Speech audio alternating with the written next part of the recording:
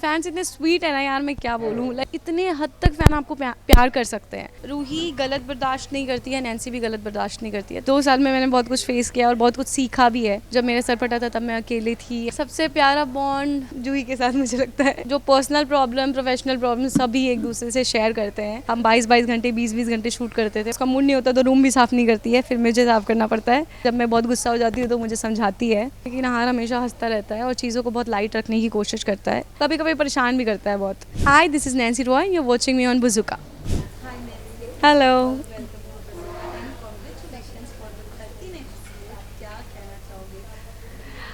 सबसे पहले तो मैं हमारे ऑडियंस को थैंक यू कहना चाहूँगी कि आपके साथ की वजह से ये सब हुआ है। मुझे तो विश्वास नहीं हो रहा है कि मैं जब आई थी तभी हमने 500 एपिसोड्स कंप्लीट किया था, ऑलमोस्ट 600। एंड अभी हम 1300 एपिसोड्स कंप्लीट कर चुके हैं and it is like a dream to me. Like मुझे तो विश्वास नहीं हो रहा कि कब दिन बीत गए और कब हमने 1300 एपिसोड्स कंप्लीट कर लिए।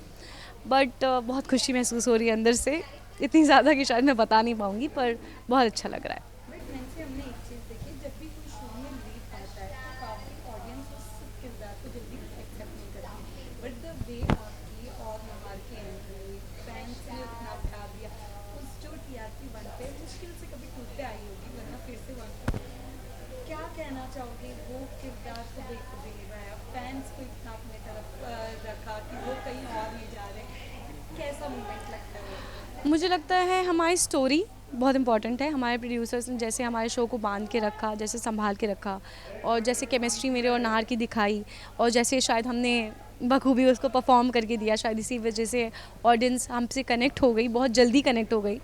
मुझे ऑनेस्टली लगा नहीं था कि मुझे कभी ऐसा होगा कि वो रुचिता जितना एक्सेप्ट करेंगे, बट अभी मुझे वो लोग बहुत अच्छा एक्सेप्ट भी कर रहे हैं और प्यार भी देते हैं। शायद बहुत ज़्यादा ही एक्सेप्ट कर लिया, एक्सेप्टेबल इतना ज़्यादा हो गया कि मैं 1-2 दिन के लिए भी अभी जाती हूँ तो फिर मुझे मैसेजेस आने लगते हैं, दीदी आप आ जाओ, दीदी मन नहीं लग रहा शो में, दीदी देखने का मन नहीं हो रहा। तो ये एज एन एक्टर मेरे लिए बहुत बड़ी बात है। एंड फैंस इतने स्वीट है ना यार, मैं क्या बोलूँ। लाइक इतने इमोशनल और इतनी चीज़ों से कनेक्ट करते हैं कि लाइक आपको कभी भी खुद विश्वास नहीं होता कि मतलब इतने हद तक फ़ैन आपको प्यार कर सकते हैं।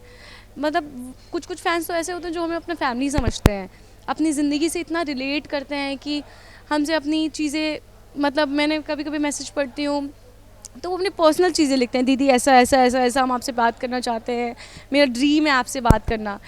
ऑनेस्टली किसी भी एक्टर के लिए ड्रीम होता है आप लोगों का प्यार पाना, तो वो हमारे लिए बहुत मैटर करता है।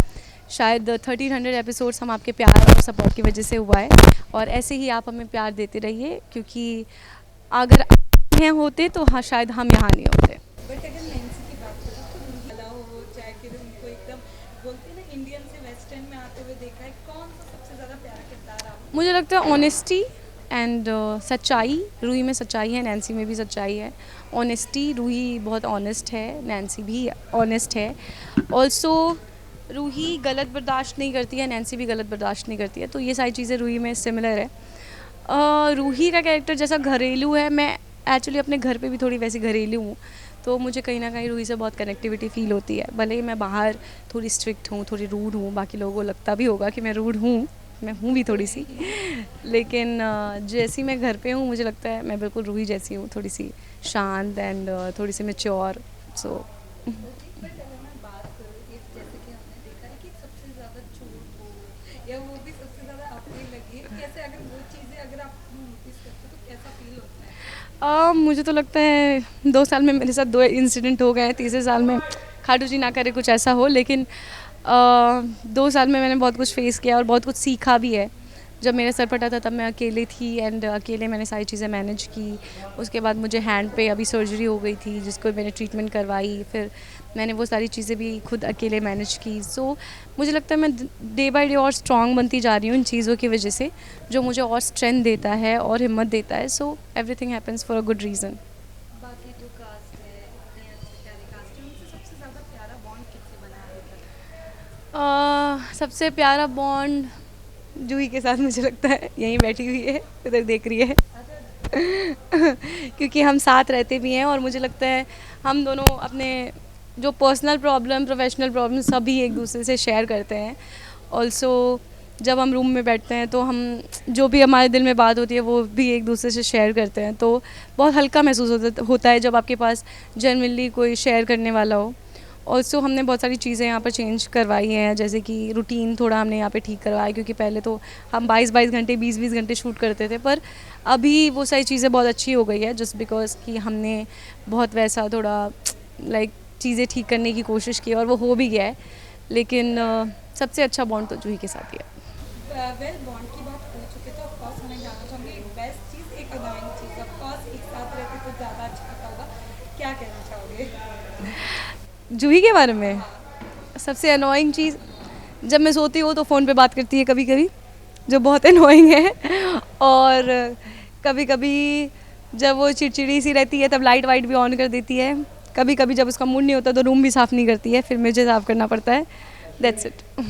और बेस्ट चीज़ कि समझदार है बहुत, मुझे थोड़ा थोड़ा जब मैं बहुत गुस्सा हो जाती हूँ तो मुझे समझाती है, फिर मुझे लगता है कि हाँ ठीक है सही बोल रही है, और मेरा बहुत सपोर्ट भी करती है और मुझे बहुत प्यार भी करती है। और अगर मैं बात करूँ नहार की तो उनकी एक बेस्ट क्वालिटी और एक अनोइंग चीज़ तो वो क्या है? बेस्ट क्वालिटी मुझे लगता है कि नहार हमेशा हंसता रहता है और चीज़ों को बहुत लाइट रखने की कोशिश करता है। अनोइंग चीज़ सोचना पड़ेगा मुझे। अनोइंग चीज़ कभी कभी परेशान भी करता है बहुत, जैसे कि कभी कभी जब मैं पढ़ती हूँ तो स्क्रिप्ट छीन लेता है, और कभी कभी वैसा होता है जब मैं आंसू लेके खड़ी होती हूँ फिर बोलता है अरे रुको ना यार, मैंने आंसू नहीं लिया है, फिर मुझे गुस्सा आता है कि जल्दी लो ना, फिर वैसा। Okay so lastly any message for fans? मैं अपने फैंस से यही मैसेज कहना चाहूँगी कि थैंक यू सो मच, आपने हमें बहुत प्यार किया, बहुत सपोर्ट किया, शायद उसकी वजह से हम आज यहाँ पर हैं। So keep loving us, keep supporting us, keep supporting Ruhaar, keep supporting Man Sundar. And thank you so much कि आपने हमें इतना प्यार दिया, इतना सपोर्ट किया कि आज हम 1300 एपिसोड्स पूरे कर पाए। ऐसे ही हमें प्यार देते रहिए, सपोर्ट करते रहिए, many more to go. Thank you.